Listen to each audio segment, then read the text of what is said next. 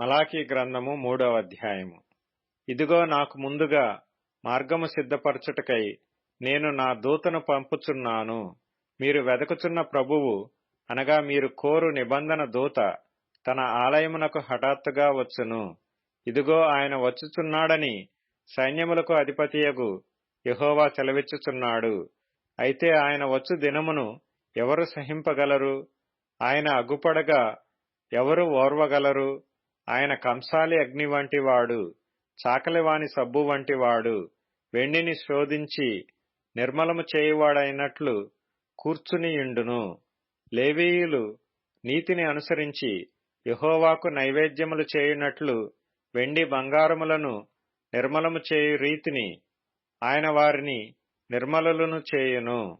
అప్పుడు మునుపటి దినములలో ఉండినట్లును పూర్వపు సంవత్సరములలో ఉండినట్లును యూదావారును యెరూషలేము నివాసులను చేయు నైవేద్యములు యెహోవాకు ఇంపుగా ఉండును.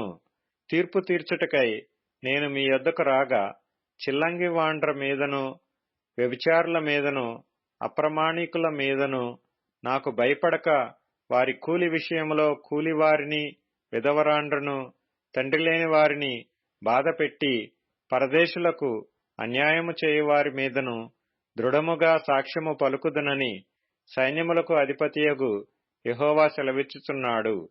యెహోవానైన నేను మార్పులేనివాడను గనుక యాకోబు సంతతి వారైన మీరు లయము కాలేదు. మీ పితరుల నాటి నుండి మీరు నా కట్టడలను గైకొనక వాటిని త్రోసివేసిరి.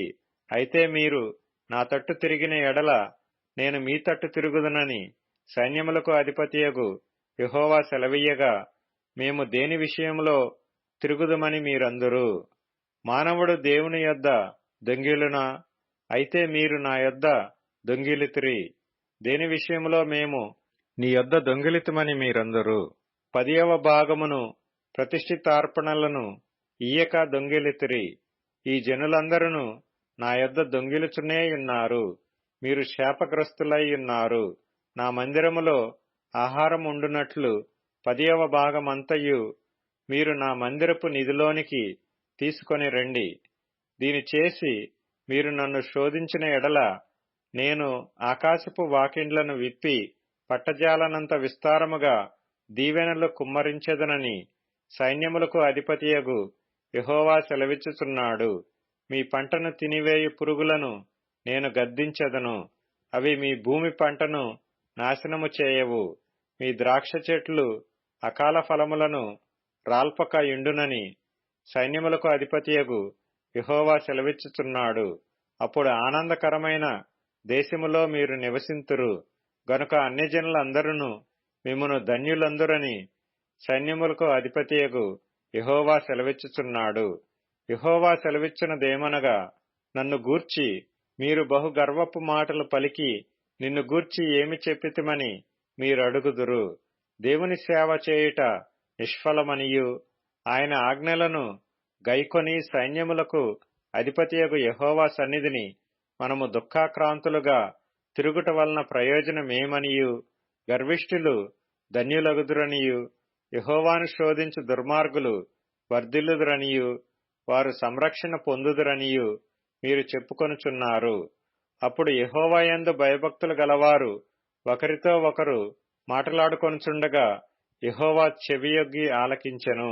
మరియు యెహోవా యందు భయభక్తులు కలిగి ఆయన నామమును స్మరించుచు ఉండు వారికి జ్ఞాపకార్థముగా ఒక గ్రంథము ఆయన సముఖమునందు వ్రాయబడెను.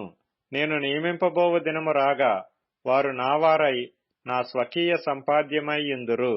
తండ్రి తన్ను సేవించు కుమారుని కనికరించునట్టు నేను వారిని కనికరింతునని సైన్యములకు అధిపతియగు యెహోవా సెలవిచ్చుచున్నాడు.